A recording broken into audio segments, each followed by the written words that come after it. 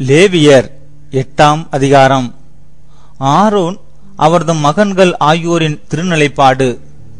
ஆண்டவர் மோசேயிடம், நீ ஆரோனையும் அவனுடன் அவன் புதல்வரையும் வரவழைத்து உடைகளையும் திருப்பொழிவு எண்ணெயையும் பாவம் போக்கும் பலிக்காக ஒரு காளையையும் 2 ஆட்டுக்கிடாய்களையும் மற்றும் ஒரு கூடையில் புளிப்பற்ற அப்பங்களையும் கொண்டு வர செய். மக்கள் கூட்டமைப்பு முழுவதையும் சந்திப்பு கூடார நுழைவாயில் முன் கூடிவர செய் என்றார். மோசே தமக்கு ஆண்டவர் கட்டளையிட்டபடி செய்தார். சந்திப்பு கூடார நுழைவாயில் முன் கூட்டமைப்பு குழுமிய போது மோசே கூட்டமைப்பிடம், இக்காரியத்தை செய்யும்படி ஆண்டவர் கட்டளையிட்டுள்ளார் என்று கூறி ஆரோனையும் அவன் புதல்வரையும் வரவழைத்து தண்ணீரில் குளிக்க செய்தார்.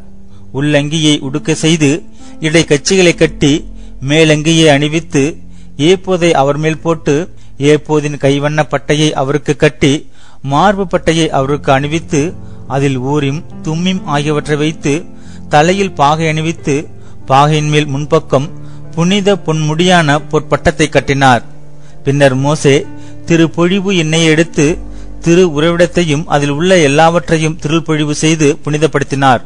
திருப்பொழிவு எண்ணெயில் கொஞ்சம் எடுத்து பலிபீடத்தின் மேல் 7 முறை தெளித்து பலிபீடத்தையும் அதன் அனைத்து கருவிகளையும் நீர் தொட்டியையும் அதன் தாங்கியையும் புனிதப்படுத்தும்படி திருப்பொழிவு செய்து ஆரோனின் தலைமேல் திருப்பொழிவு எண்ணெயில் கொஞ்சம் பார்த்து அவரை திருநிலைப்படுத்தும்படி அவருக்கு அருள்பொழிவு செய்தார். ஆண்டவரது ஆணைப்படி மோசே ஆரோன் புதல்வரை வரவழைத்து அவர்களுக்கு கோடிட்ட உள்ளாடைகளை உடுத்துவித்து இடை கட்சிகளை கட்டி தலையில் பாகை அணிவித்தார். பின்னர் பாவம் போக்கும் பலிக்கான காளையை அவர் கொண்டு வந்தார். அதன் தலைமேல் ஆரோனும் அவன் புதல்வரும் தங்கள் கைகளை வைத்தனர். அது வெட்டப்பட்டது. மோசே அதன் இரத்தத்தில் சிறிது தம் விரலால் எடுத்து பலிபீடத்தின் கொம்புகளை சுற்றிலும் பூசி பலிபீடத்திற்காக பாவ கழுவாய் நிறைவேற்றி எஞ்சிய இரத்தத்தை பலிபீடத்தில் அடியில் ஊற்றி கரை நீக்க பலி செய்வதற்காக அதை புனிதப்படுத்தினார். ஆண்டவர் தமக்கு கட்டளையிட்டபடி குடல் மேலிருந்த கொழுப்பு முழுவதையும் கல்லீரல் மேலிருந்த சவ்வையும் 2 சிறுநீரகங்களையும் அவற்றின் கொழுப்பையும் பலிபீடத்தில் மோசே எரித்தார். காளின் தோலையும் இறைச்சியையும் சாணத்தையும் பாளையத்திற்கு வெளியே நெருப்பிட்டு கொளுத்தினார். பின்னர் அவர் எரிபலிக்கான ஆட்டுக்கிடாயை கொண்டு வந்தார். அதன் தலைமீது ஆரோனும் அவர் புதல்வரும் கைகளை வைத்தனர். அது வெட்டப்பட்டது. மோசே அதன் இரத்தத்தை பலிபீடத்தின் மேல் சுற்றிலும் தெளித்தார். ஆட்டுக்கிடாய் துண்டிக்கப்பட்டது.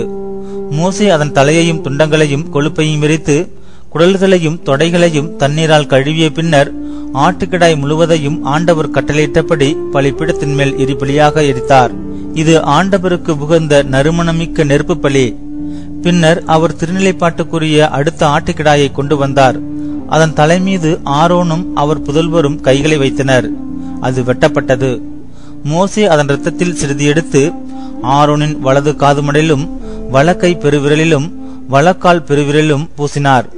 பின்னர் அவர் ஆரோனின் புதல்வரையும் அழைத்து அவருடைய வலக்காது மடலிலும் வலக்கை பெருவிரலிலும் வலக்கால் பெருவிரலிலும் சிறிது இரத்தத்தை பூசி எஞ்சிய இரத்தத்தை பலிபீடத்தின் மேல் சுற்றிலும் தெளித்து கொழுப்பையும் கொழுப்பு வாளையும் குடல்கள் மேலிருந்த கொழுப்பு முழுவதையும் கல்லீரல் மேலிருந்த சவ்வையும் 2 சிறு நீரகங்களையும் அவற்றின் கொழுப்பையும் வலது முன்னந்தொடையையும் எடுத்து ஆண்டவர் திருமுன் வைத்திருக்கும் புளிப்பற்ற அப்பக்குடில் உள்ள புளிப்பற்ற நெய்யப்பம் ஒன்றும் எண்ணெயில் தோய்த்த அப்பம் ஒன்றும் அடை ஒன்றும் எடுத்து அந்த கொழுப்பின் மேலும் வலது முன்னந்தொடையின் மேலும் வைத்து அவற்றையெல்லாம் ஆரோனின் உள்ளங்கையிலும் அவர் புதல்வருடைய உள்ளங்கையிலும் வைத்து ஆரத்தி பலியாக ஆண்டவர் திருமுன் அசைத்து அவற்றை அவர்கள் உள்ளங்கையிலிருந்து எடுத்து பலிபீடத்தின் மேல் இருந்த எரிபலியோடு எரித்தார். இது திருநிலைப்பாட்டு பலி.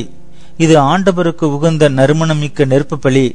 பின்னர் மோசே நெஞ்சுக்கரியை எடுத்து அதை ஆண்டவர் திருமுன் ஆரத்தி பலியாக அசைத்தார். ஆண்டவர் மோசேக்கு கட்டளையிட்டவாறு திருநிலைப்பாட்டுக்கான ஆட்டுக்கிடாயில் அது மோசேயின் பங்காயிற்று.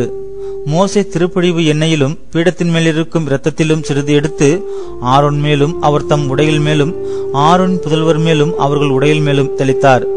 இவ்வாறு ஆரோனையும் அவர் உடைகளையும் அவர் புதல்வரையும் அவர்கள் உடைகளையும் புனிதப்படுத்தினார்.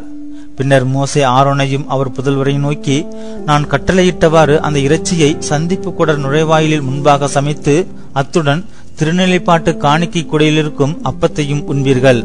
இறைச்சியிலும் அப்பத்திலும் எஞ்சியிருப்பதை நெருப்பிலிட்டு கொளுத்தி விடுங்கள். திருநிலைப்பாட்டு நாள்கள் முடியும் வரை 7 நாள்கள் சந்திப்பு கூடர் நுழைவாயில் விட்டு நீங்காதீர்கள். 7 நாள்கள் நீங்கள் புனிதப்படுத்தப்படுவீர்கள். இன்று செய்யப்பட்டது உங்கள் கரையை நீக்குவதற்காக ஆண்டவர் கட்டளையிட்டதாகும்.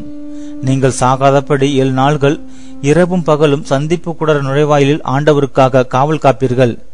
இதுவே நான் பெற்ற கட்டளை என்றார். மோசையின் மூலமாக ஆண்டவர் கட்டளையிட்ட எல்லாவற்றையும் ஆரோனும் அவர் புதல்வரும் செய்தனர்.